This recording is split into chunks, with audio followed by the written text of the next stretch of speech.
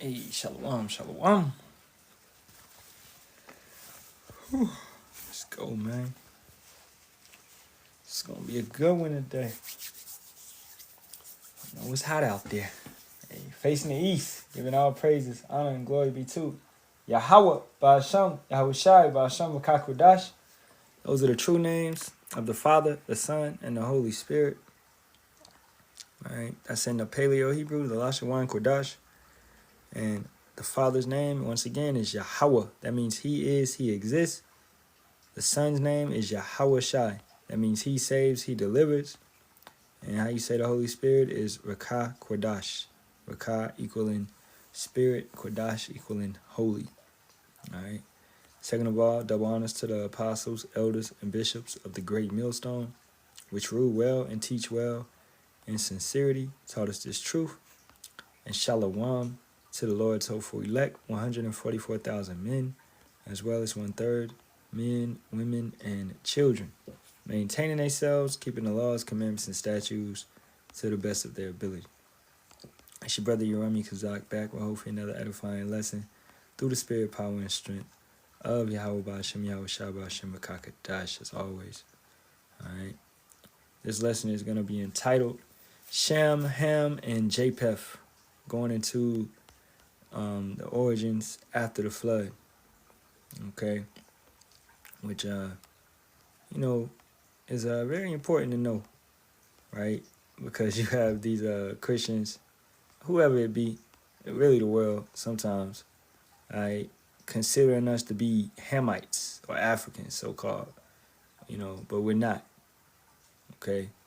So we're going to touch on that a little bit and, bring out how it really was back then and how everything expanded and happened. All right, I'm gonna give about a minute or two for brothers to get up in here, then I'm gonna get started.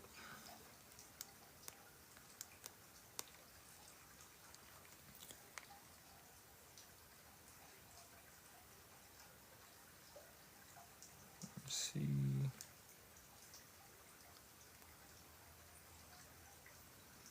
But they must be shadow banning me or something, because they ain't giving nobody notifications.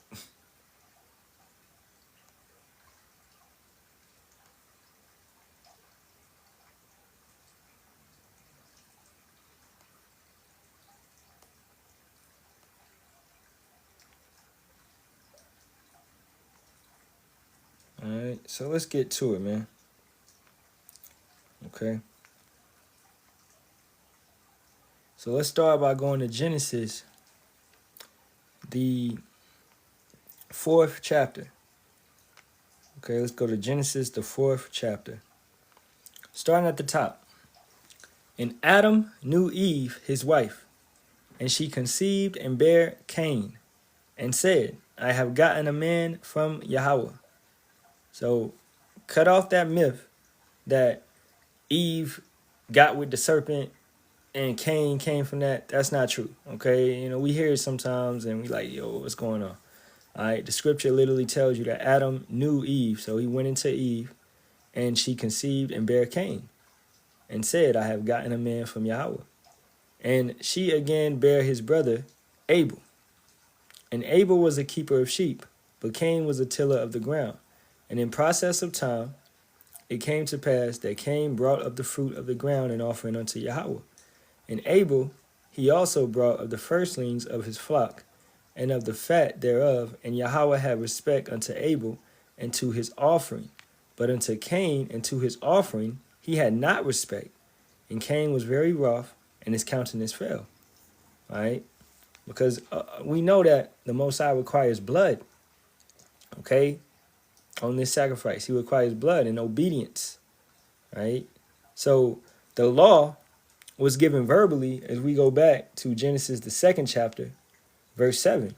And Yahawah power formed man of the dust of the ground and breathed into his nostrils the breath of life, and man became a living soul.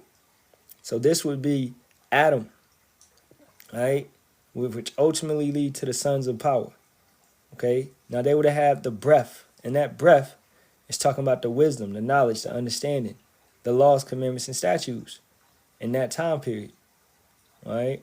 So we would have been the only nation on the planet to have the knowledge, wisdom, and understanding. Okay. So going back. So this is why Cain and Abel knew to sacrifice. And Cain knew the correct way, but he what? He did the wrong way. Verse 7. If thou doest well, shalt thou not be accepted? And if thou doest not well, sin lieth at the door, and unto thee shall be his desire, and thou shalt rule over him. So sin is going to rule over this individual, if you do wrong, if you do wickedness. Okay, that's what sin is going to do. It's going to rule over him. And this is what happens to Esau, man. He's ruled by sin. He's ruled by emotions, his greed, his lust. Verse 8. And Cain talked with Abel his brother, and it came to pass when they were in the field that Cain rose up against Abel his brother and slew him. Because of what? Because of jealousy. Because of envy. This is what happens. He was jealous, right, of Yahawah accepting Abel's offering and not accepting his. But it was given to him to do right, and your offering would be accepted. As simple as it, as plain as day. Okay? And Yahawah said unto Cain, where is Abel thy brother? And he said, I know not, am I my brother's keeper? And this would be actually the prophets in this time period. Okay? This wouldn't be the Most High directly coming and talking to them. This would be the prophets. Verse 10, and he said, what hast thou done? The voice of thy brother's blood crieth unto me from the ground. And now art thou cursed from the earth, which hath opened her mouth to receive thy brother's blood from thy hand. When thou tillest the ground, it shall not henceforth yield unto thee her strength. A fugitive and a vagabond shalt thou be in the earth. Now you look at Esau. What can he not do? He can't produce food that's growing good. All right, he has to resort to GMOs and resort to 3D printing. He resorts to all this BS that he brings up, man. Okay? So when he tilleth the ground, it shall not henceforth yield unto thee her strength. And then he's also a fugitive and a vagabond on the earth. Right? He's what? He's a bandit. He goes forth and commits crime all over this planet, man. Okay? This is why this man is being tried for his crimes, starting with not a Jew, and then other individuals. All the wickedness that they do on this planet, man, is being found out. Esau is being made bare. Okay? So he's a what? He's a fugitive and a vagabond. All right? Shall thou be in the earth. So the righteous understand, but he has also tainted the world by his wine, the wine of Babylon, and confusion, and made it look like he's the right, he's not the villain. Okay? But this guy is out here destroying entire households. He's taking entire fields. He's taking lands. He's doing all of this. He's been doing all this for centuries and centuries and centuries. Okay? So he's always been that bad guy. So the Most High always saw him as a fugitive and a vagabond.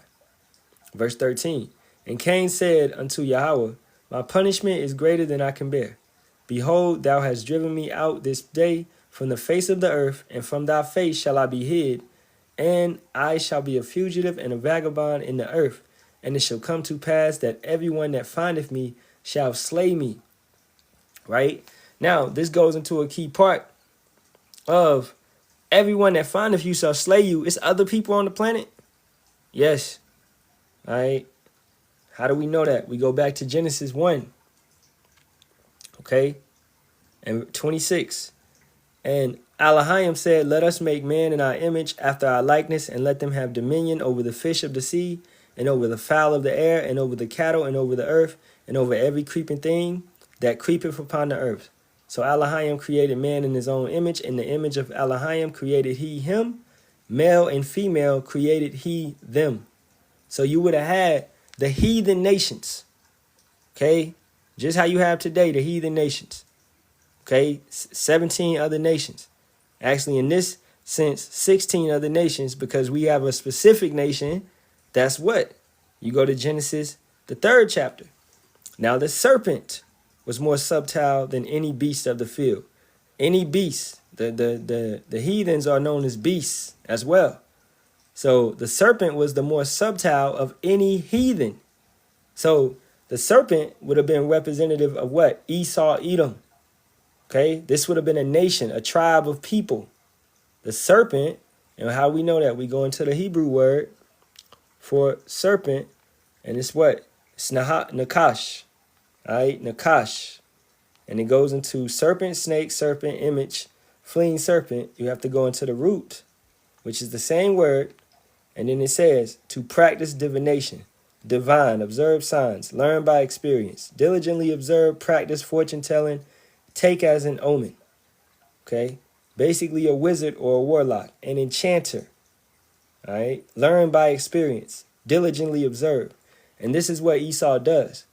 Right? So this is what this serpent did in the garden. This man did in the garden. It observed Adam and Eve. It observed the entire nation of Adam. Okay, the Adamites, right? Which we'll touch on that real quick. And it observed them and it knew, hey, let me go in to this nation by their women. So this is why it approached Eve, man. Okay, now the serpent was more subtle than any beast of the field, any nation. The field is the earth. So any nation on the earth, which you know is Eden, a paradise, which Yahawah power had made, and he said unto the woman, yea, have power said, ye shall not eat of every tree of the garden. Every tree of the garden, meaning all the knowledge of the planet that these heathens have. Okay? All the knowledge of the planet that these heathens have. And the woman said unto the serpent, we may eat of the fruit of the trees of the garden, but of the fruit of the tree which is in the midst of the garden, power hath said, ye shall not eat of it, neither shall ye touch it, lest you die. And the serpent said unto the woman, ye shall not surely die, for power doeth know that in the day you eat thereof, then your eyes shall be opened, and ye shall be as gods, knowing good and evil. We're already as gods. We are sons of God. We came from the Most High. We wouldn't have died. You understand? So this is the trap that Esau is giving you today still. He's trying to offer you contracts and selling out and careers and jobs and serving his JC and all of this, when all you have to do is hold on and endure unto the end, and you're going to live forever. You understand? Our king is coming back.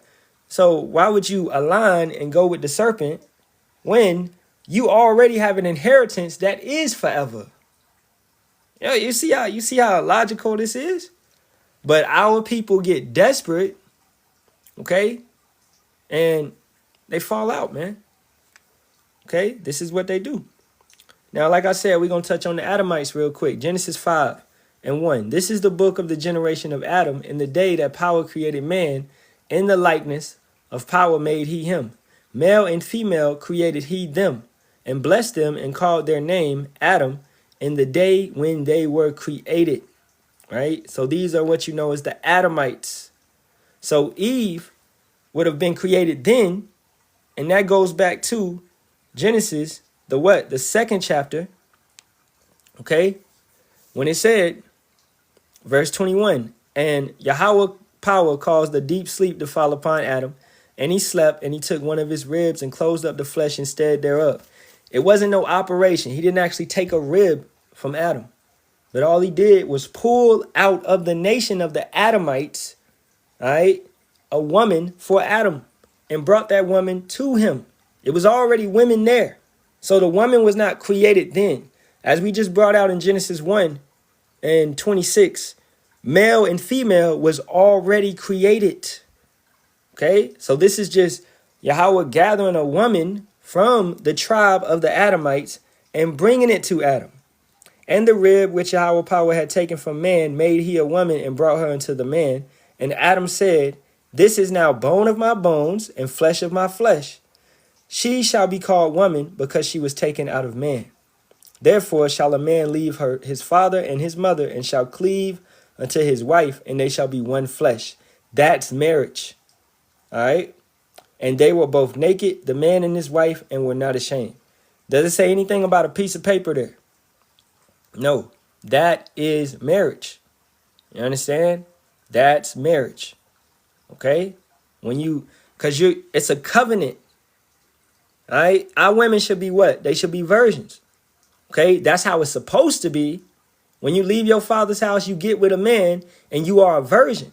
If anything other than that, then you are defiled. You're going about being a harlot in your father's house. So you women only supposed to be with one man your entire life. That's how it's going to be in the kingdom. Okay? So it would be a covenant made, a blood covenant, because the man pops you, he breaks that seal, and blood is shed, and then you have what you call a token of virginity, and that right there is to show that you was a virgin when he got with you. These are customs that we practice, man. Right? So going from there, going back to Genesis, the 4th chapter, as we just explained, it was people on the earth because you had the other nations. You had the sons of the men and you had the sons of the wicked. Right?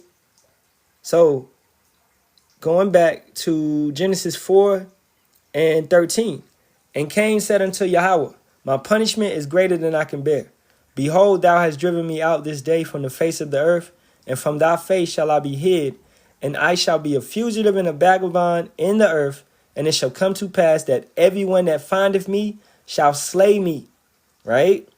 Now, what we're going to see next is why YT men get off easy. Okay? Because of this simple curse. And you can't really, you take them out, hey, it's all hell to pay. You understand? That's stemming back to this. And the scriptures say they are not in trouble like other men. Okay? So verse 15. And Yahawah said unto him, therefore whosoever slayeth Cain, vengeance shall be taken on him sevenfold. And Yahawah set a mark upon Cain, lest any finding him should kill him. That mark is what? His pigment being took. All right?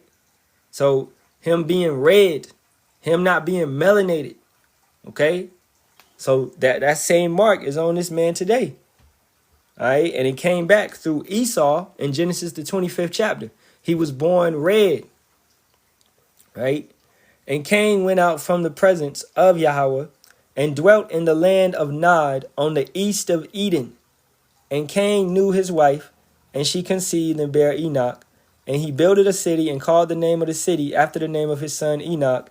And upon Enoch was born Irad, and Irad begat Mehujael, and Mehujael begat Methuselah, and Methuselah begat Lamech, and Lamech took unto him 2 wives. The name of one was Adah, and the name of the other Zillah. All right, and keep going. Okay, and we'll go down here real quick. All right, now let's start right here, 25. And Adam knew his wife again, because remember, Abel was slain. Okay, so how is the sons of God's gonna continue? Abel was slain. Cain is the son of the wicked.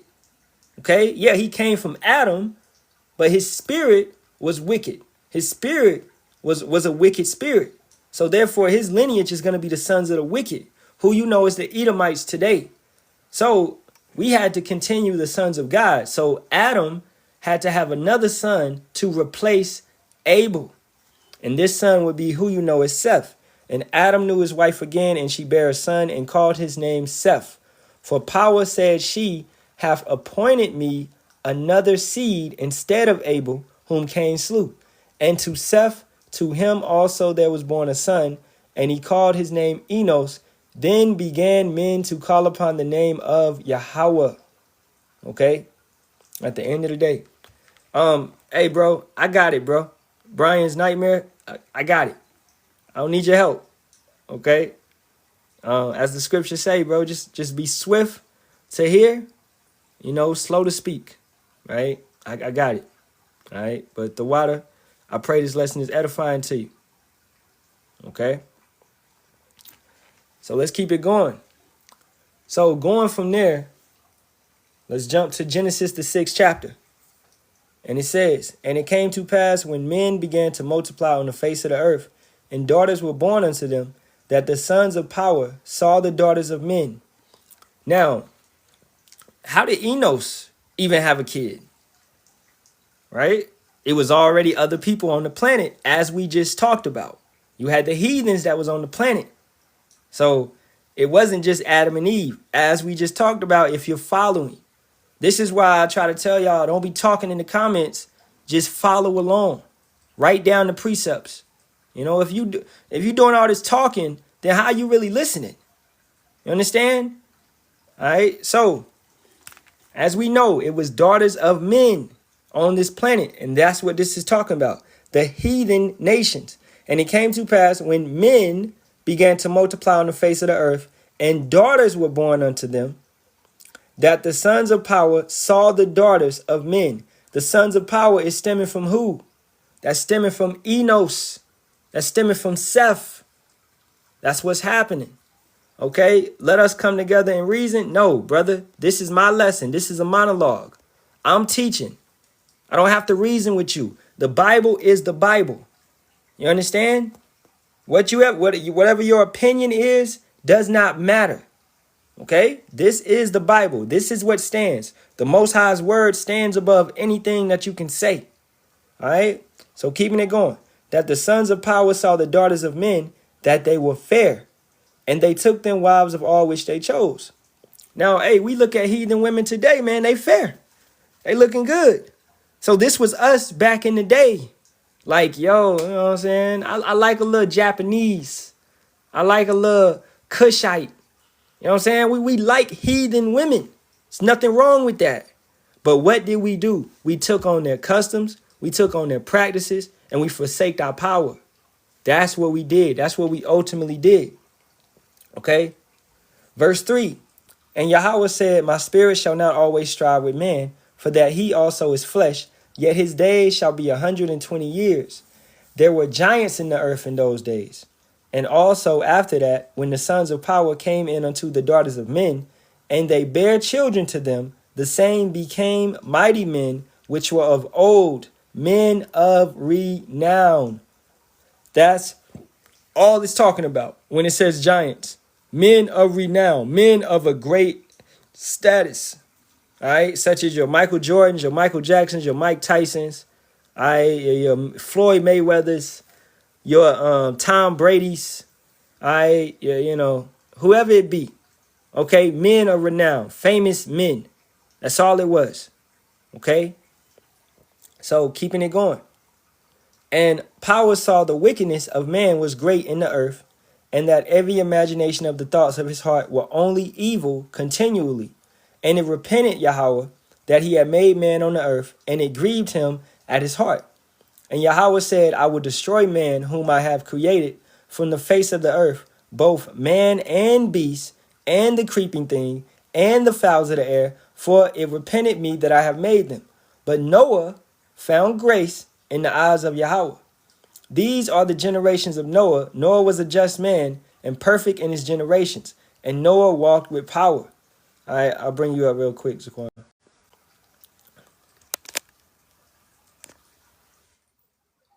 Okay. Let him get up in here.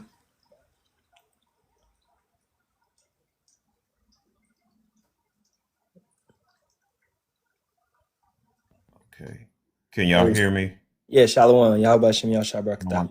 Yeah, how about Shem Shalawam? I just want to put in when it said Yahawah repented, it don't mean like he was repenting for sin. Just you go into the Hebrew word blue, that just mean he was dissatisfied. He wasn't satisfied.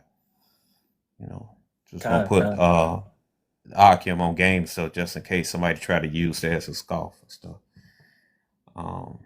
Yeah. Okay, you can continue. Yeah. All right, so verse 9. These, and it says, Noah found grace in the eyes of Yahawah. All right.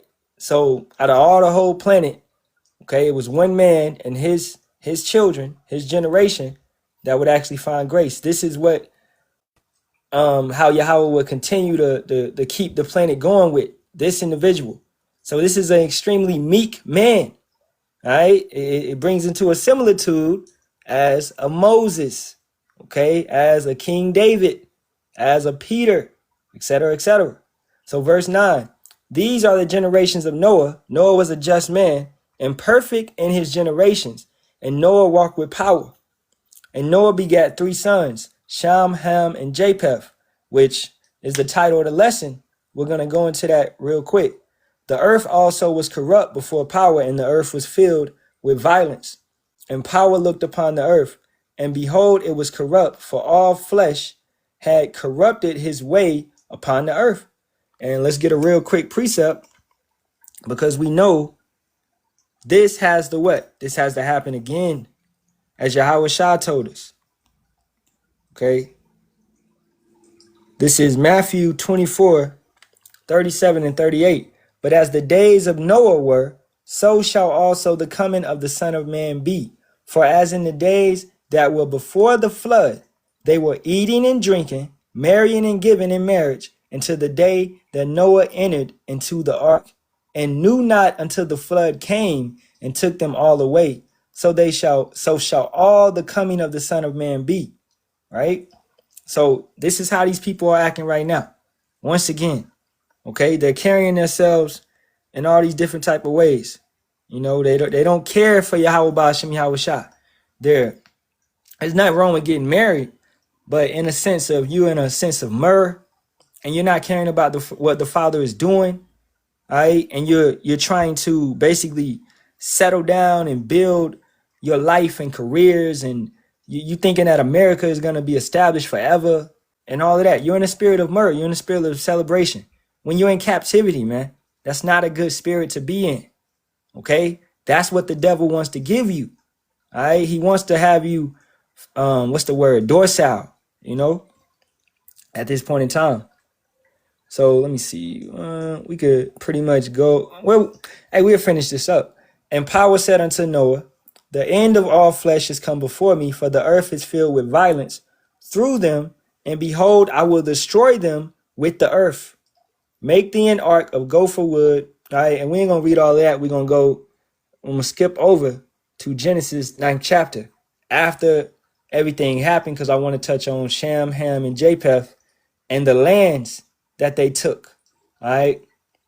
So the flood happened. All the flesh was destroyed. And this is what you would know as the first death. Okay. The first death, you hear this many times. The first death comes by water. The second death comes by fire. Right. And we are about to enter into the second death very soon, man. Okay. After the MOTB, which is the C8, the RFID C-HIP passes.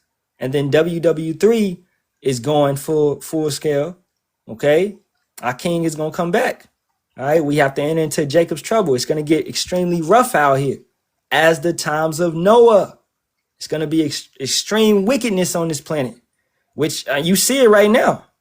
All right. With your Pride Month, with your, your PDF files, they're not getting locked up. Okay. With, man, all these different type of wicked laws are being passed to allow these people to do whatever they want to do.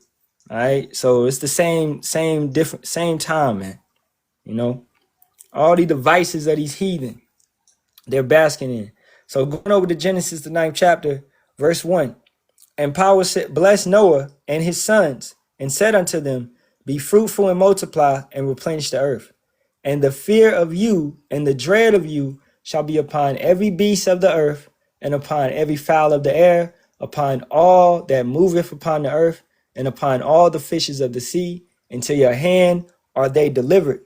Every moving thing that liveth shall be meat for you, even as the green herb have given you all things. But flesh with the life thereof, which is the blood thereof, shall you not eat. This is a commandment, man. All right? Who breaks that commandment constantly? Esau. Okay, he likes his steak medium rare, or medium. What's the other one? I don't know. Whatever. He liked the blood in it. We, as Jakes, so-called Negroes, Latinos, and Native Americans, we cook our food all the way through, man.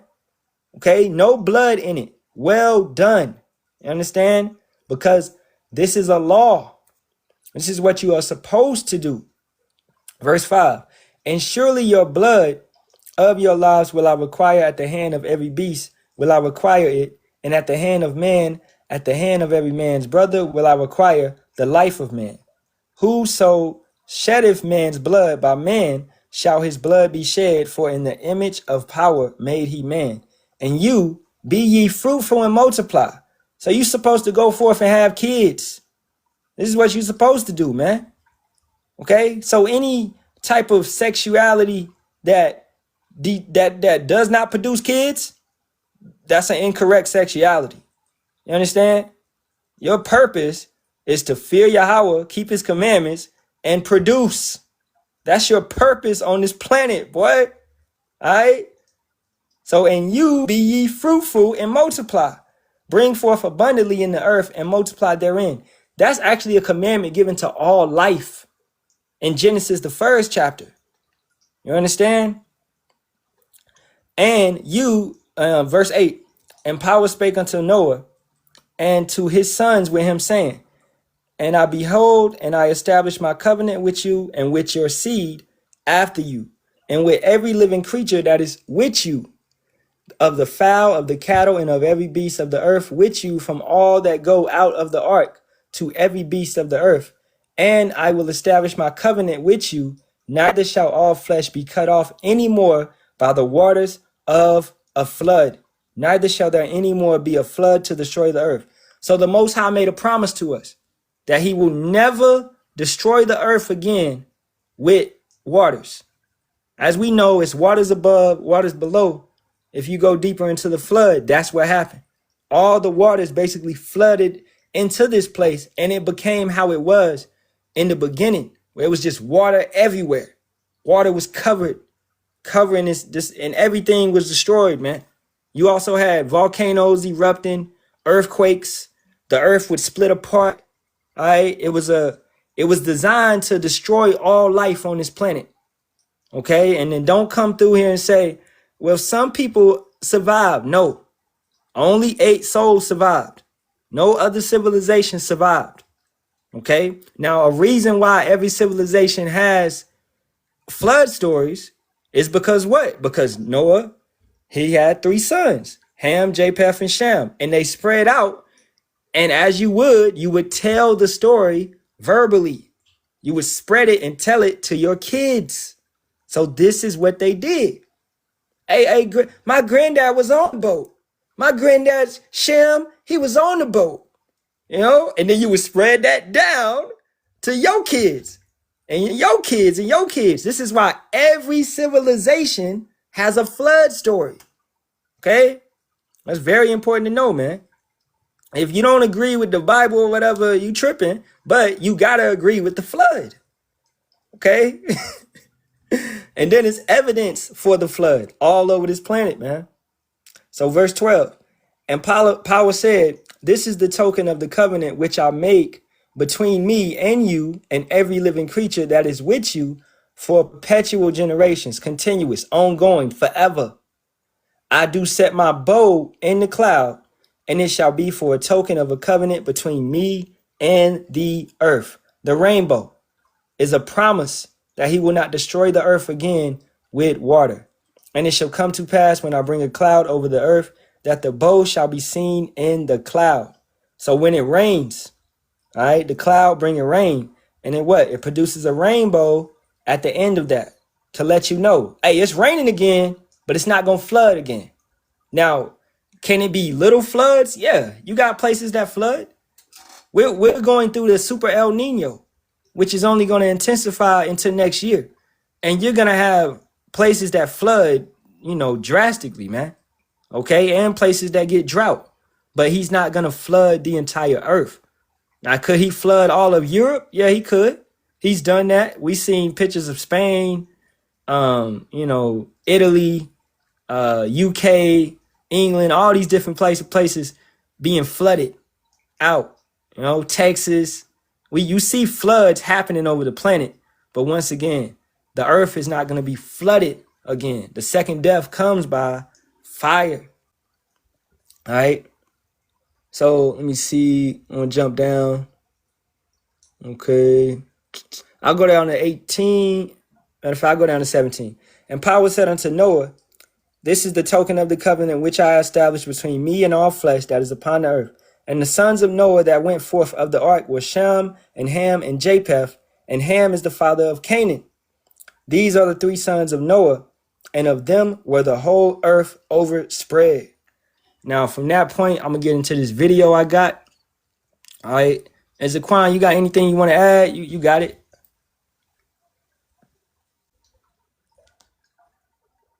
All right. He must be busy.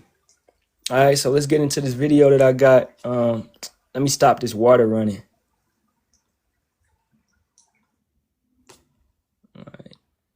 And this is going to go into, pretty much the lands that were took, that they spread it into. And it does a really good job because it goes into the table of nations a little bit, but I'm going to have to, piece it together. All right. And we're going to make it make sense. So, hey, fair use, fair use. Let's get it. Every nation on earth could trace its origins to just 3 men, Japheth, Ham, and Shem. In the 10th chapter of Genesis, there is a list. Is this just a myth? Or is it a remarkable ancient map, preserving where our own story began? Find out. We must go back to the beginning, to the foot of Mount Ararat.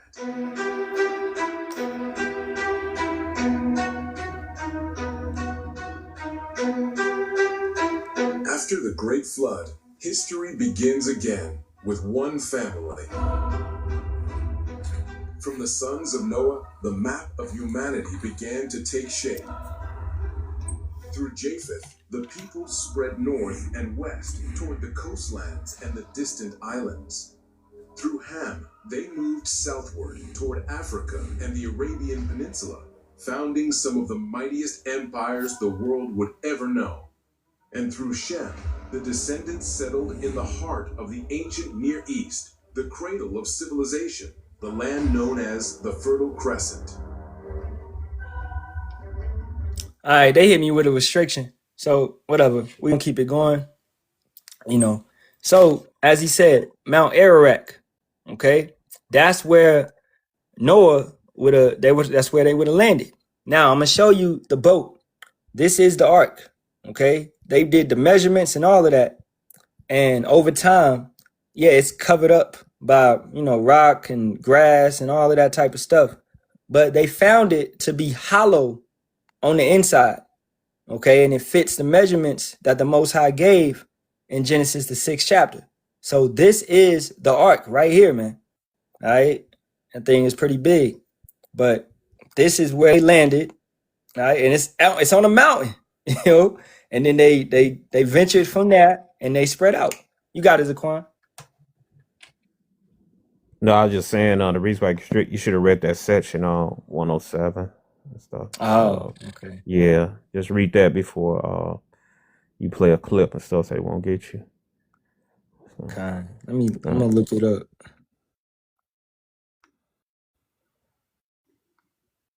Okay, Section 107 of the U.S. Copyright Act, 17 U.S. Code, and 107 establishes fair use. This legal doctrine permits limited use of copyrighted material without permission for purposes like criticism, comment, news reporting, teaching, scholarship, or research. That's what we're doing over here. All right. So, hey, if they take the live down, it's all good. But I pray it stay up. right. All right. So let's keep it going. Let's play some more of it. Another thing, dude, you could just show it. Just say fair use. You could just show it before you play the clip and stuff. Yeah.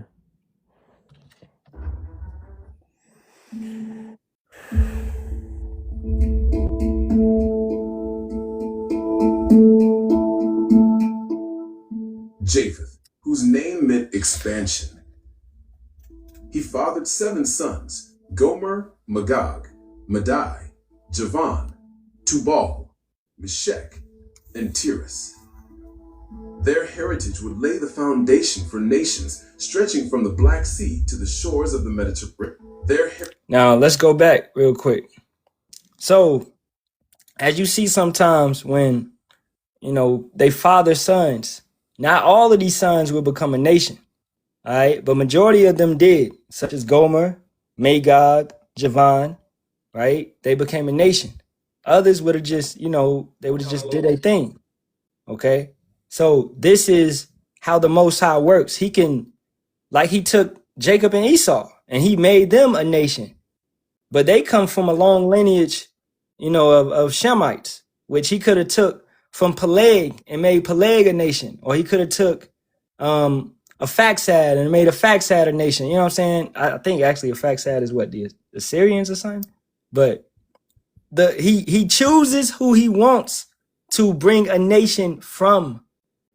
So it's just of the Father's will, man. At the end of the day. So don't think that all the sons of Japheth is gonna become a nation. All right. And then as it goes on, some sons of his sons will become a nation. It's the same with our nation, how you have Ephraim and Manasseh. They became a tribe, and they both came from Joseph, So let's keep it going. And Zaquan, you got anything to add? You got it? No, you correct. You correct on that. Yeah. Their heritage would lay the foundation for nations stretching from the Black Sea to the shores of the Mediterranean. From Gomer came 3 sons, Ashkenaz, Rephath, and Togarmah. Boom. Ashkenaz will become a nation, and they're coming from Gomer.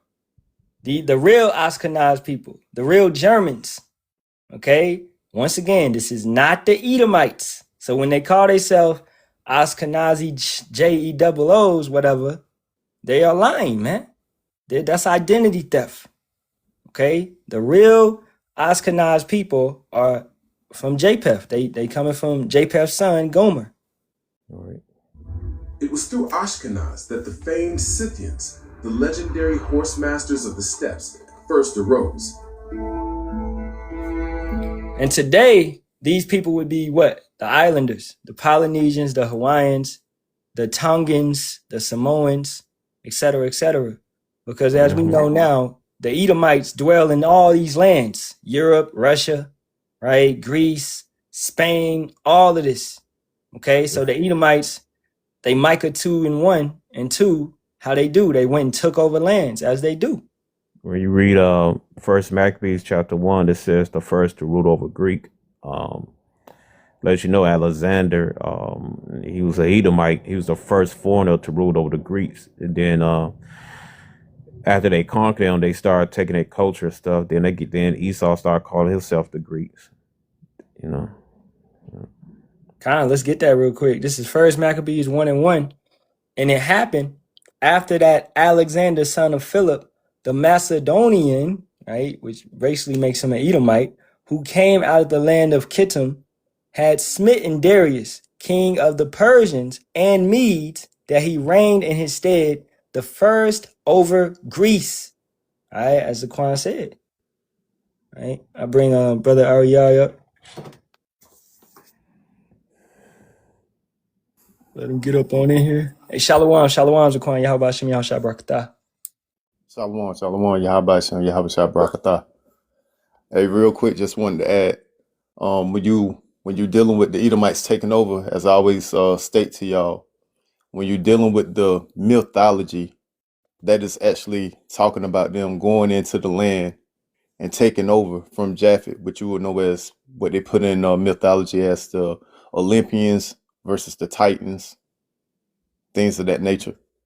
So once again, the Roman Republic, which was established by Romulus, then they have the mythology of how the 2 children was raised by wolves, and then they went and established the Roman Republic.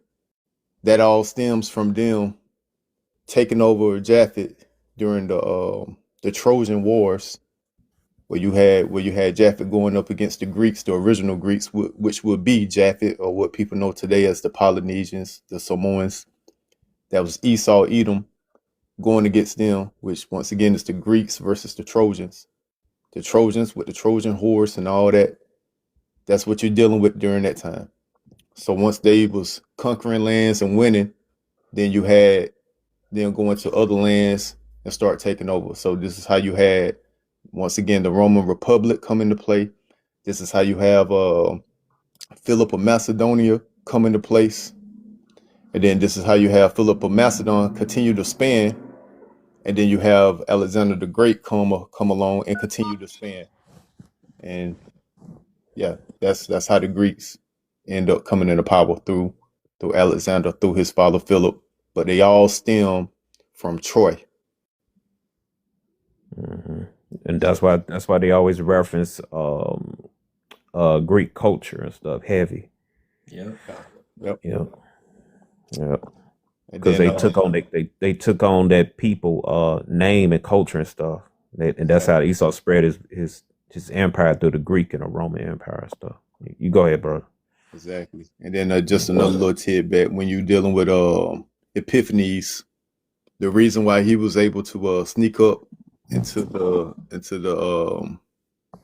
Greek Empire and become king is because he learned the ways of the Romans, which once again was the Roman Republic, which they all was the same people. But Epiphanes, he was in captivity because of the wars that was taking place between the Roman Republic and the Greeks, while the Greeks was trying to war against the Ptolemy dynasty. So they end up putting him in captivity, and while he was in captivity, he was learning the ways of the Romans. So when he was finally freed from the Romans, everything that he learned from the Romans, he used while making way through the Greek administration to get up high to finally take over. So that's going into the book of Daniel, which I already broke down and was explaining that. So this is how Epiphanes end up coming into power during the Greek. So yeah, that's pretty much the history on that. Yeah. Like we say, man, you need to know history to know the mystery. So, get into this history, man, and align it with the Bible, and it'll all make so much more sense to you. And right. One more thing. So this is how you'll understand and know if somebody truly know what's going on in the scriptures, because you have a lot of these Israelites that think they're in the truth, but they're really not. And they'll come and tell you that these fake Jews that's running around, well, I don't want to say that. I don't want your life to get cut.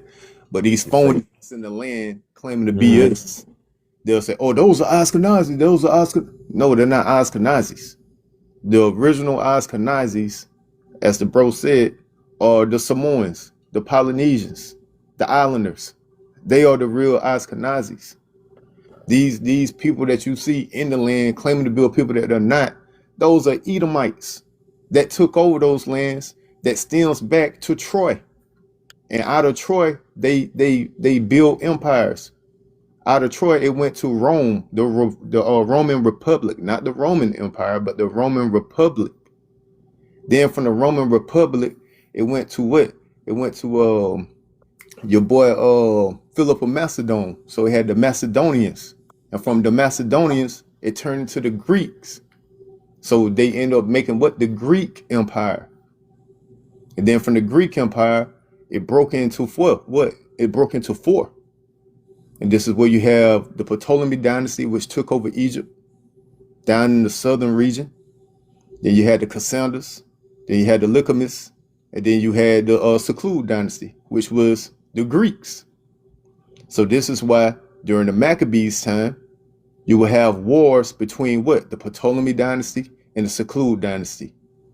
Also with the Roman Republic helping out. And this is why our forefathers during the Maccabees would write to the Roman Republic for help. So then they'll step in. So this is how they was having the beef between each other. All these Edomites was having beef between each other. And then eventually what happened? The Roman Republic teamed up with the Ptolemies and finally took out the Greeks. And then from that, the Roman Republic turned into what? The Roman Empire. So that's the true history. That's the facts on that. That's all. God. I'm gonna run it again. Fair use, fair use. All right. Magog represents the fierce nomadic warriors of Eurasia's vast expanse. Madai settled in the highlands of Iran, becoming the ancestor of the powerful Medes. Their kingdom exerted a strong influence on the balance of power in the Near East, laying the vital groundwork for the subsequent Persian Empire. But it was Javan who looked to the sea, becoming the forefather of the Ionian Greeks. His lineage flows through 4 sons: Elisha, Tarshish, Katin, and Dodanim. Boom. And that's another example, because Tarshish is who you know as the Spanish. They would go on to conquer Spain over there to the west. And Kittim, okay, they would also become a nation. But Elish and Dordanium, they didn't become a nation. So once again, the Most High chooses who he wants to choose, and he sets up who he wants to set up. All right. These sons were not merely traders. They mastered the sea and became the main carriers for laying the foundation for future Hellenic influence. And this is Spain.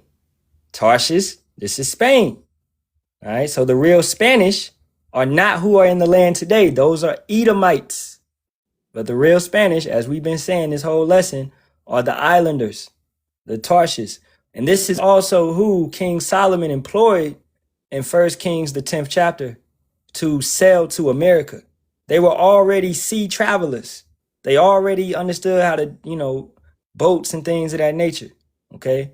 So it was easy to just get them to sail to the Americas and work for him. And that's King Solomon and King David. What they had was like a tease of what we're about to have, where we're employing the nations, the heathens, to do all these different jobs for us and working for us and bringing us goods and, all of that, man. So it was a tease, man. But we about to get all of that and more. Real quick. Yep. Tarshish, that would be like a port. All right, just like America have ports. So Tarshish would be a port that King Solomon had under his foot. And then he had Hiram, which would be his explorer, as you would say, that would sail out with the men of King David to come to the Americas, going back and forth.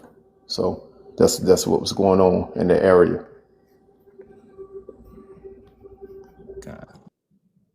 Across the entire Mediterranean coastline.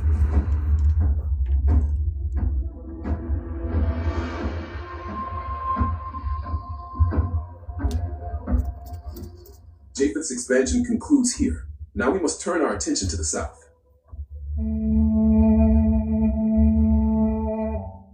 Ham, whose name signifies hot or burned, it was a destiny soon realized as he fathered 4 sons: Cush, Mizraim, Put, and Canaan. These sons were the true empire builders and city founders of the ancient world. Cush, the firstborn, brought forth a vast lineage. His 6 sons were Seba, Havilah, Sabta, Rama, Sabteka, and Nimrod. Yep. And none of these would really become nations because the nation was Cush. All right. So as he put, Ham had 4 nations: Cush, Phut, Mizraim, and Canaan. Right. So that was pretty much be it for them. But a key figure is this dude Nimrod, which they're going to talk about a little bit, which scholars believe this to be Sargon the Great. All right. And when you look into the history, it kind of makes sense because of what Sargon the Great did. He established the Akkadian Empire. And that was like the first empire that like united the people of the so-called Middle East. Okay. And I got a video I'm gonna play on that after we get done with this one. And from Rama came Sheba and Dedan. All of them spread across the Arabian Peninsula, names famed for their Arabian commerce and wealth. But from this powerful lineage emerged the figure of Nimrod. He was the first heroic warrior on earth, the founder of the great Mesopotamian cities of Babylon and Nineveh.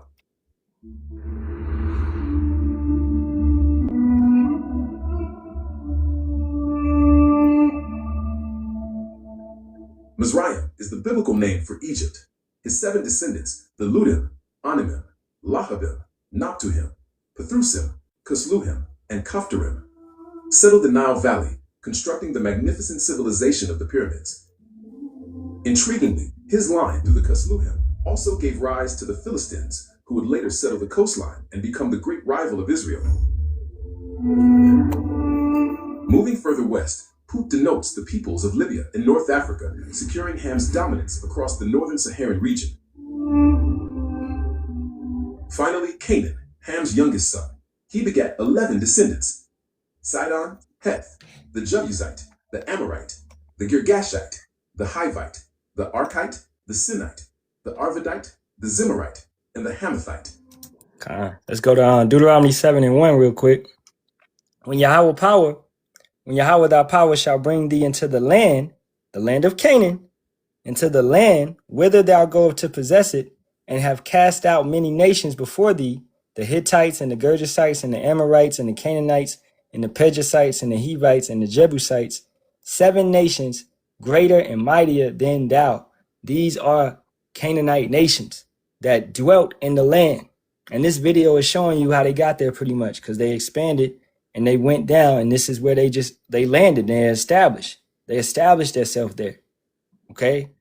But that's our land. Okay. Ultimately, because what is that land? Going back to that being the Garden of Eden, Jerusalem, the land of Israel. Okay. And furthermore, in Genesis, what's that, 6, or it might have been 9, where Cain, pretty much Ham, his son Canaan, would be cursed to be a servant. Okay, a servant of servants for what he did, for what Ham did. And that curse fell to his youngest son, man. So ultimately, they everything they had was going to be pulled away, right? And then furthermore, the Most High is going to give us what? The heathen as an inheritance. Because this whole planet was created for us. This is Psalms 2:8. Ask of me, and I shall give thee the heathen for thine inheritance, and the uttermost parts of the earth for thy possession. So when you really look at everything that's going on, the heathens are just getting their chance to dance, man. That's it. They're just getting a chance to play. Okay? And we are about to come back into rulership how it used to be when Adam was ruling from the center of the earth, which once again is the Garden of Eden, ruling from that position. And this rulership is going to be far greater than our last one, because this time we're not going to fall. Eve is not going to go and talk to no serpent, which it was the Edomites. None of that's going to happen, man. We're going to be unable to sin.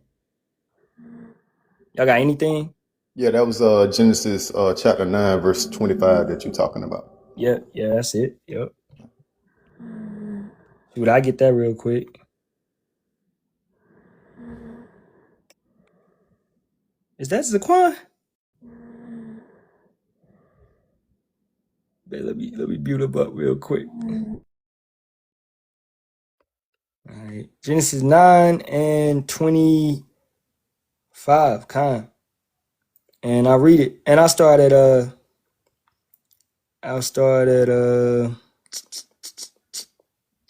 let me see. I'll start at 19. These are the 3 sons of Noah, and of them was the whole earth overspread. That's where we stopped at. And Noah began to be a husbandman, and he planted a vineyard, and he drank of the wine and was drunken, and he was uncovered within his tent. And Ham, the father of Canaan. This is why, because Ham is the father of who? Phut, Mizraim, right? And Cush. But it just names him being the father of Canaan, because this is the subject. And Ham, the father of Canaan, saw the nakedness of his father and told his 2 brethren without. And Shem and Japheth took a garment and laid it upon both their shoulders and went backward and covered the nakedness of their father, and their faces were backward, and they saw not their father's nakedness. Now this also lets you know that the law was still in play, because the law had been established through Adam, okay, verbally, that breath. So therefore it was passed down through Seth to Enos, going all the way down to Noah. So, and then passed down to what? To Shem, to Ham, and to Japheth. Okay? Go ahead, Zaquan. And real quick, that just lets you know how fucking wicked and fucking sexual deviant these damn Hamites are. Mm-hmm. So that's where all this wickedness be coming from. When you're dealing with all these different sexual rituals and BS that these people take upon themselves, this is why everything that's established in America, it goes back to what? Babylonian, ancient Babylon, or back to these Egyptians, which are nothing but Ham also, ancient Egyptian rituals. So just sexual deviance, man. Verse 24. And Noah awoke from his wine and knew what his younger son had done unto him. And he said, Cursed be Canaan, a servant of servants shall he be unto his brethren. So he pretty much cursed Ham's youngest son. Okay. And we understand that, the Most High had already blessed Ham, Shem, and Japheth. So he really couldn't curse Ham, but it would fall to his youngest son. As we read at the top, and power blessed Noah and his sons and said unto them, Be fruitful and multiply and replenish the earth. So these Hamites had to continue to produce, but yeah, as Zaquan said, man, these Hamites they wicked, man. All right. It was a cursed seed from the beginning. All right. So keeping it going. And he said, Blessed be Yahawah power of Shem, and Canaan shall be his servant. So when we went into this land, what happened? These Canaanites became our servants. Power shall enlarge Japheth, and he shall dwell in the tents of Shem, and Canaan shall be his servant. And Noah lived after the flood 350 years, and all the days of Noah were 950 years, and he died. All right, so let's keep it going. And that's beautiful at that point, because keep in mind, when all these nations were being established, Noah was still alive. Okay, this is where you get the Epic of Gilgamesh. All right, where they try to tie it into them going and talking to Noah and things of that nature. But yeah, Noah would have still been alive around this time, because he still had that long lifespan, which the Most High was going to eventually cut short going onward, right? The brother said, so did Ham impregnate his own mother, or did he just have sex with her? Just a question. Now, he didn't impregnate her, okay? He most likely just simply had sex with her. That's what it states, to see your father's nakedness or your mother's nakedness or things of that nature. You don't supposed to see your father naked, period, in general. So keep in mind the situation. Noah was messed up. He was drunk, okay? If you saw your pops in there, whatever, that's why let's go back and read it. It said, and Shem and Japheth took a garment and laid it upon both their shoulders and went backward and covered the nakedness of their father, and their faces were backward. This is extremely important. And they saw not their father's nakedness. So, some brothers would insinuate that Ham messed with his father's wife. That could be implied, right? But I would just say you're not even supposed to look upon your father being naked. That's why it shows you descriptively that their head was backwards. They walked in backwards and they covered their father because their father was drunk, man. So it's just not right. Okay. So let's keep it going. They would later settle the very land promised to Israel. From these sons, Sidon became the ancestor of the Phoenicians. Heth established the powerful Hittite Empire, and through the Jebusites came the key city of ancient Jerusalem. Let's get a precept real quick, because they said something that hit. Sidon became the ancestor of the Phoenicians. Now let's go to Isaiah 19 and 18. In that day shall 5 cities in the land of Egypt speak the language of Canaan. What's the language of Canaan? It's a Phoenician language. And swear to Yahawah of hosts, one shall be called the city of destruction. Now, if we get this in the NLT, it'll tell you different. All right? Make it hit more harder. In that day, 5 of Egypt's cities will follow Yahawah of heaven's armies. They will even begin to speak Hebrew, the language of Canaan. One of these cities will be Heliopolis, the city of the sun. Right? So Let me pull this up real quick. All right. Where is that? Right here. Okay. Proto-Canaanite. And then Phoenician. All right. Then the Paleo-Hebrew. Then the Assyrian. So this is what you have. Love y'all. Be good. All right. This would have been their language. This would have been the same value points that it would have made the same noises that our Hebrew makes. Okay. This is the same type of Hebrew right here, which is on the screen. You got it, Zaquan. I'll just make a real quick point. The Hittites, that's who the Edomites teamed up with to push into the land of Gomar and to take over lands in Turkey. And that's how they started to expand into the land of Japheth and start to take over. That's who pretty much teamed up with Esau to start taking over the lands in Europe that was being overran. Well, it was being overran by now. So this is the beginning steps of Esau going into the land of Japheth and taking over their lands with the help of the Hittites. In case y'all didn't know that history, the history goes into what people would know as the Anatolians. That's that history. Oh, beautiful. All right. So the Phoenicians, they would also be known as sea peoples. Okay, so they would also travel the seas. As Jaquan said earlier, Haram, I believe Haram goes back also to the Phoenicians. Okay, he would have been a Hamite. And like I said, they would know how to travel the seas, man. You know? So keeping it going. The Amorites built powerful kingdoms spanning the length of Canaan, while the Hivites and Girgashites were deeply entrenched in the central highlands and mountainous regions. The remaining sons settled the northern coast, establishing the key port cities that served as the main entrances to the sea. Ham's empire builders dominated the south. Destiny lies in the very heart of the ancient world. All right, and before we go on, let me see how much time I got. Yeah, I'm going to play. Where's that video at? I got a video on Sargon. It's only like 5 minutes. We can get through it real quick. Okay. And I'm going to play this real quick. And it kind of, before I play it, I'm going to read. Where's that joint? Right here. Okay.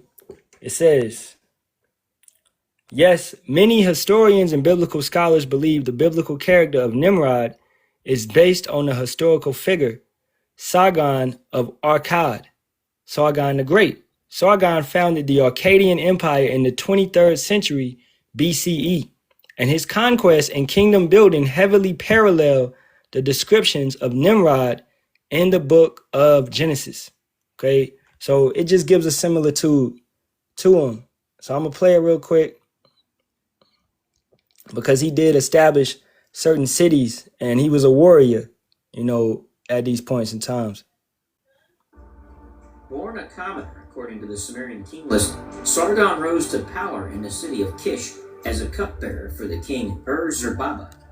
The royal cupbearer at this time was in fact a prominent political position close to the king and with various high-level responsibilities not suggested by the title of the position itself. He eventually usurped the throne and moved the center of his rule to Akkad, either an entirely new city, as later sources state, or a place previously of little importance. Although its location is unknown, it certainly was in the very north of Babylonia, perhaps underneath modern Baghdad. This geographical position provided full dominance of the Babylonian heartland and an extensive presence throughout the wider Near East. Akkad's prominence was attained through its military power. He possibly established a standing army, for it was said that daily 5,400 men ate at his presence. While this does not seem to be the kind of professional army later created by the Assyrian king Tiglath-Pileser III, as it seems it was neither here nor there. God. Just to make a point, fucking Nimrod was not no damn Edomite, and no Edomites was around during Nimrod time. Hell nah. just to let y'all know, man, because you have, once again, we have these individuals running around here reading all these books. Some of you Israelites reading these books, and the books is telling you that Esau was running after Nimrod and chasing after him, and that's how he became a great hunter, because he killed Nimrod. 2 different damn time frames, man. Oh, they stupid. Not even on the same time length. All right. There was no damn Edomites, no so-called YT people to be found at that time and point. All right. Everybody on the earth at that time would have been different shades of brown. You got it, bro. Yeah. And as it gives you on this depiction, you know, Sargon is going to die of old age, pretty much. You know, so yeah, Enoch is false. The book of Enoch. I know what you talk about. I think that's in that. Yup. But yeah, I'm gonna keep it going. Were kept in a near constant state of mobilization, it was a great advance over previous armies. Sargon focused his first conquests in the south of Babylonia, where the city-states of the late early dynastic period had been partly united. He first conquered King Lugal-Zugezi, who controlled Uruk, Umma, and several other cities that gave him final control over the entire region. As a gesture of total conquest, he washed his weapons in the sea, thus making it a boundary of his realm. This act would be repeated by later conquerors. Sargon then set out to build an empire that stretched beyond Mesopotamia. He crossed the Tigris River and defeated the Elamites, and then fought his way north to Mara. After conquering this city, he pushed further into the land of the Amorites, taking the city of Ashur, which was only a small location up to this point. Sargon would go on to capture Nineveh before possibly invading Asia Minor and Cyprus. During this time, Sargon instituted military practices of combining different types of fighting forces and looser formations to enable greater mobility and adaptability on the field. Let's read this real quick. As you can see, he was a great warrior. This is Genesis 10 and 8. Cush was also the ancestor of Nimrod, who was the first heroic warrior on earth. Since he was the greatest hunter in the world, his name became proverbial. People would say, this man is like Nimrod, the greatest hunter in the world. He built his kingdom in the land of Babylonia with the cities of Babylon, Erech, Akkad, and Kaneph. From there, he expanded his territory to Assyria, building the cities of Nineveh, Rehoboth, Calaph, and Resen, the great city located between Nineveh and Calaph. And that's pretty much what you're seeing in the video, kind of. He's expanding, and he's taking over these cities, and he's just gonna build them up bigger. All right. And as they're showing you, he was able to gather a massive amount of people. He had a massive amount, a major army. And this was at the time when people didn't, do that like that. He had the largest army. All right. So he was able, he had an upper hand. And it's all through Yahawah for him to do this, because ultimately it would lead to these people his empire would be took down. So all it was, similar to what Esau is trying to do today, is going forth and conquering everywhere and establishing this one world government, this one world, But anytime the heathens try to do this, the Most High throws them down, man. Which became standard down through the time of Alexander the Great. In order to maintain power, Sargon placed his best and most trusted men in positions of power throughout the region. The historian author Susan Bauer notes, in this kingdom, the Sumerians rapidly found themselves living as foreigners in their own cities. When Sargon took over a city, it became an Akkadian stronghold, staffed with Akkadian officials and garrisoned with Akkadian troops. Attempting to obtain stability, Sargon installed his daughter as high priestess of the moon god Nana at Ur, where she was made the god's wife. For that function, she received a purely Sumerian name, Enheduanna, priestess fitting for heaven. Thus, that's pretty much it. I'm gonna go to the end, just depicting his death. All right. And it even shows you in his old age, he was still kicking ass. As you can see, the Akkadian Empire under Sargon, he controlled a lot of this, so-called all of the Middle East. All right. Was siphoned off and sent to the capital, or used to support the local Akkadian administration. Even with these improvements to the lives of the citizens of Mesopotamia, the people still rebelled against Akkadian rule. Throughout his life, Sargon would continue to encounter uprisings as city-states asserted their autonomy and rose against the empire. Even in his old age, Sargon fought back and won. In my old age of 55, all the lands revolted against me, and they besieged me in Agag. But the old lion still had teeth and claws. I went forth to battle and defeated them. I knocked them over and destroyed their vast army. Now any king who wants to call himself my equal, wherever I went, let him go.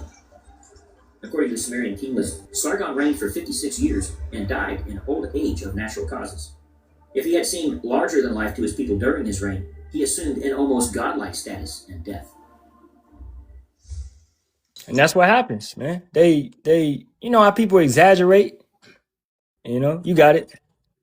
Oh, real quick, just going back to what you were stating, how Nimrod was pretty much gathering all the people, and from Nimrod, what city did he establish?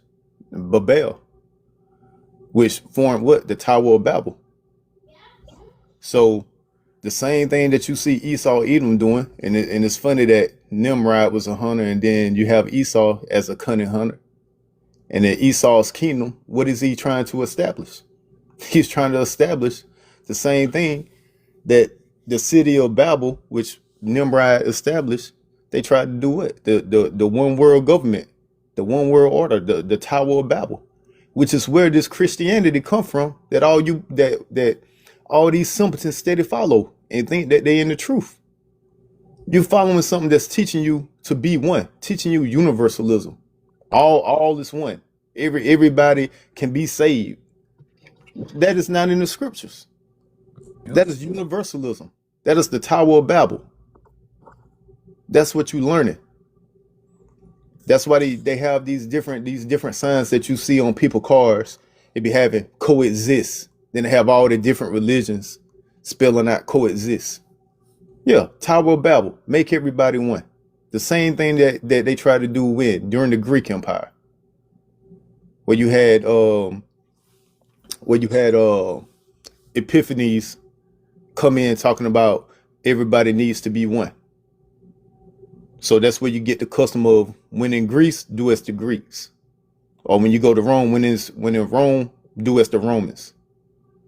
And now you have in America through NATO, they're trying to do the same thing, push their one world government, and bring in what? Bringing a technocracy, bringing in the fourth industrial revolution, which is merging man with computer. And this is where we at now.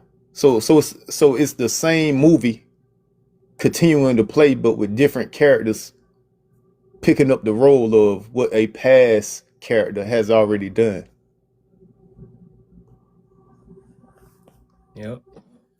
So I'm going to read this insert real quick. The Akkadian Empire was the first multinational empire in world history. All right. This is after the flood. And that depicts what Nimrod did. Okay. He brought all these different nations together. But the Most High threw that shit down. Okay. Centered in Mesopotamia, it was founded by Sargon the Great, who united the Akkadian and Sumerian speakers. The empire stretched from the Persian Gulf to the Mediterranean Sea, collapsing due to severe climate change and Ghoutan invasions. All right, as the video depicted, rebellions and things of that nature. So ultimately, that's what the Tower of Babel was, man. They didn't build a tower going to the heavens, but they built it. It's actually did a video on that a couple months ago. They built it was a large structure, and it was out of the material. I think it was like limestone or something, but it was basically a means to communicate with left-handed demons. That's what they was trying to do. It was witchcraft, man. Okay, that's all they knew, bro. This is after the flood. Okay, and Ham, with his wicked ass, he probably tried to bring some of those inventions and ideologies and philosophies down after the flood. So the Most High did that to destroy sin, but sin continued to come in. It came through. That's why we need Yahawashi to come back, so we can finally, establish this righteous kingdom without any sin coming from our nation. And then establish the world in the laws, commandments, and statutes, because these heathens still going to be sinning, but they got to learn and they got to do better, man. So it is this. That's why you got the first death and the second death. You know, and then it's gonna all be good, right? For us, the so-called Negroes, Latinos, and Native Americans. All right, real quick, Yep. dealing with what you were saying about the Tower of Babel is what you would call modern day CERN. All right, CERN is the same thing. Yep. So at CERN, who do you have working at CERN? You have all nations working at CERN, and they're doing what? Witchcraft, left hand magic. Same thing that they will be doing at the Tower of Babel, where you have all nations on the left hand side worshiping false gods and calling upon false idols. Same thing that they're doing at CERN. So once again, Esau, Edom, he established this kingdom that we're in off of the backs of all those kingdoms that came before him. The practices that he does, that he implements, goes back to all the practices that was done before him. This is what you're witnessing. So once again, when you stuck in Christianity, you stuck in Tower of Babel worship, universalism. We are all one. And what are they doing? They are doing witchcraft, sorcery. That's why the scriptures tell you about what? Tell you about that we are fighting against spiritual principalities. This is what we're fighting against. So when you get caught up in the world and you caught up in Christianity and these different religions, then you are of the world and you are dealing with witchcraft without you, whether you know it or not. That's what you're dealing with. And it all stems back to these ancient societies that Esau has integrated into his society and trying to complete the mission that they couldn't complete. That's it, man. All right, so let's get it. Let's finish with Shem. It's about to go into Shem, and it's beautiful that the elder said this earlier. Edom wasn't around during the time of Nimrod. Okay, we came later on. So this is how the Most High does. As he said, I ain't deal with you because you was a great number of people. I dealt with you because you was the smallest. You was the least. He established us last, man. Okay, as you're about to see. We was one of the last nations to be established. Abraham was walking around. The Egyptians was already established. All right, Assyrians already established. All these different nations was already established. The Hamites doing their thing, you know. So we always been like sheep in the midst of wolves. Okay, so let's keep it going. Shem, whose name signified name or reputation. What? The name signified name. And this is the lineage that the Most High preserved his name in. Okay? He's going to give his name to Abraham. All right? He fathered 5 sons, Elam, Ashur, Arphaxad, Lud, and Aram. Elam, that's who? That's today, that's the Persians, that's the Pakistanians, that's the Indians. Okay? The East Indians, that's your Elamites. All right? And then Ashur, matter of fact, I got the table of nations right here. Go pull it up.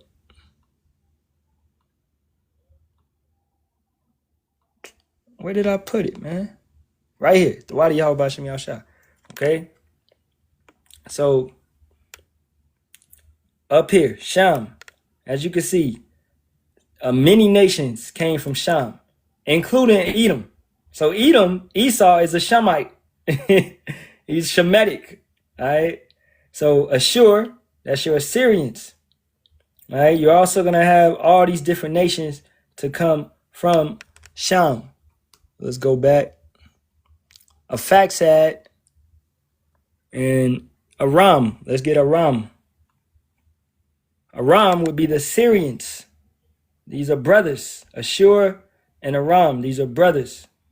Right? So keep it going. And this is another example of how the Most High is bringing different nations out of different sons. Because Lud, that didn't become a nation.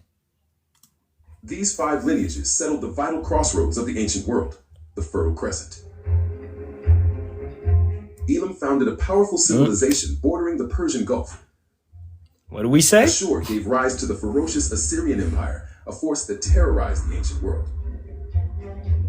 Lud was the ancestor of the wealthy Lydian kingdom in Asia Minor, who invented the world's first coined money. Aram fathered 4 sons, Uz, Hul, Gether, and Mash. He brought forth the Arameans, whose language became the lingua franca for regional commerce and culture. But it is the lineage that stems from Arphaxad that the biblical record traces with the most meticulous detail. The line passes through his son Salah, leading to his grandson Eber, from whom the name Hebrews is derived. Boom. That's major. That's important. Okay? Eber or Ibar. That's why Hebrew is known as Ibar Yath or Ibar. That's the language that we speak. Ibar. Okay? Coming from Ibar, Eber. Right? So he would have maintained that language during the time of the Tower of Babel when everything was crazy. Okay? Ibar would have maintained that language and passed it down to his kids. Therefore, we are what? The Hebrews. We are the Ibar Yam. We the Hebrews. Okay? And then later on, under Jacob, under Abraham, Isaac, and Jacob, being the Israelites. So Abraham, let's go get that real quick. Abraham was called a Hebrew. Genesis 14 and 13. But one of Lot's men escaped and reported everything to Abram, the Hebrew, who was living near the oak grove belonging to Mamre, the Amorite. That's a Hamite, as we went into that earlier. Mamre and his relatives, Eshcol and Anir, were Abram's allies. All right? So Abram was a Hebrew. This is that's furthermore his language as well. But as we know, that's why we went into it. The language of Canaan is a Phoenician language. It's a similar language. So we would have been speaking similar dialect. This is how they were able to communicate with one another, man. You know? Eber then branched into 2 main lines, Peleg and Joktan. Joktan's lineage produced 13 sons, Omada, Shaleth, Hazarmaveth, Jirah, Hadaram, Uzal, Dikla, Obal, Abimael, Sheba, Ophir, Havilah, and Jobab. None of them became a nation. They founded many of the early Arabian tribes. But the other line was Peleg. This path runs through generations, including Ru, Serug, Nahor, and Terah, until it converges on one central figure in history, Abraham. Booyah.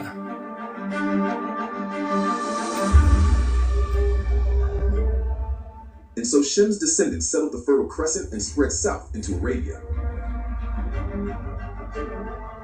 Ham conquered the south in Africa. And Japheth claimed the northern seas and coastlands. The atlas is complete. This is not merely a list of names, but a culture's attempt to understand their ancient world.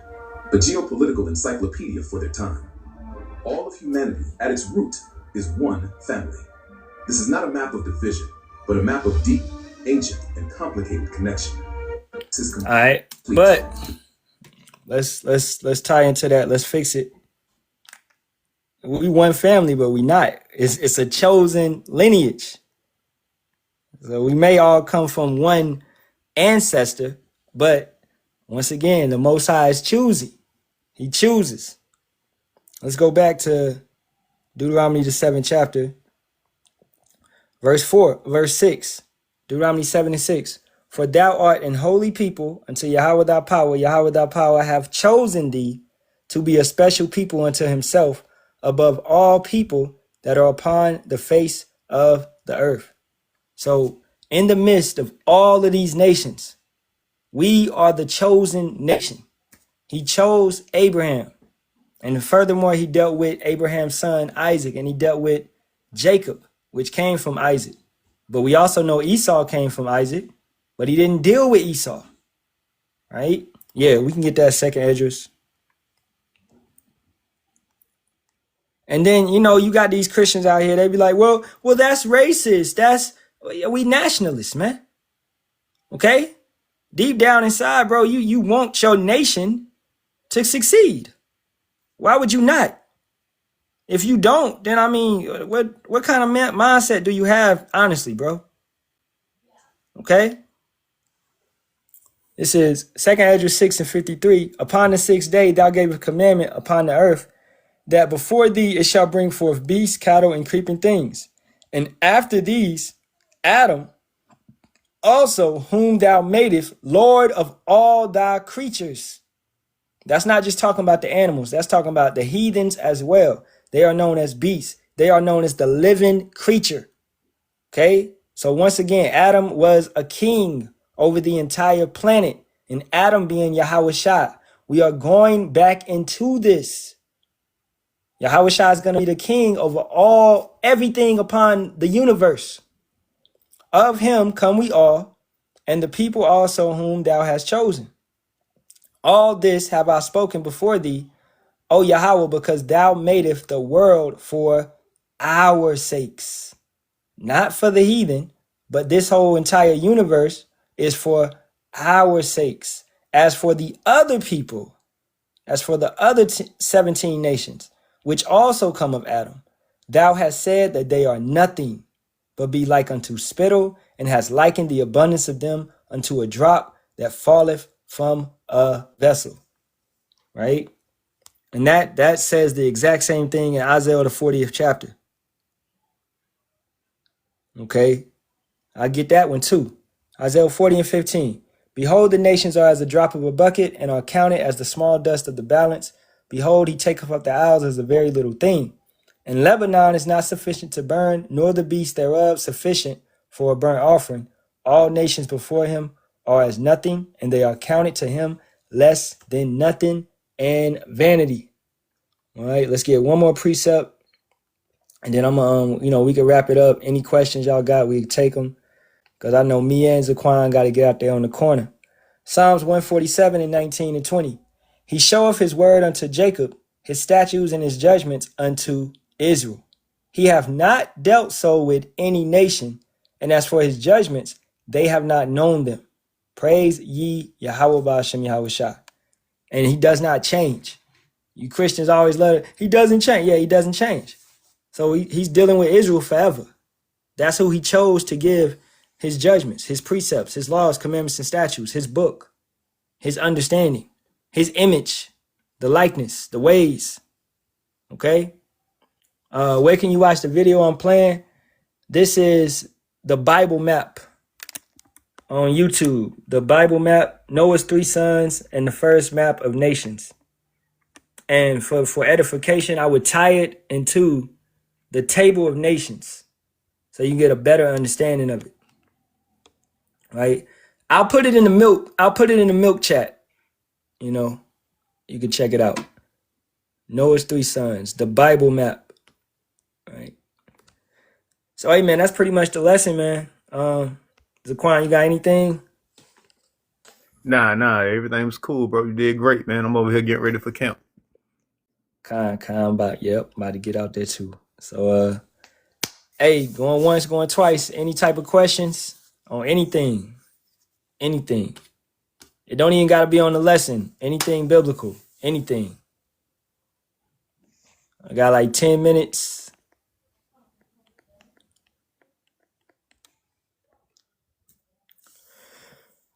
Going once, going twice. Hey, what time we going live later?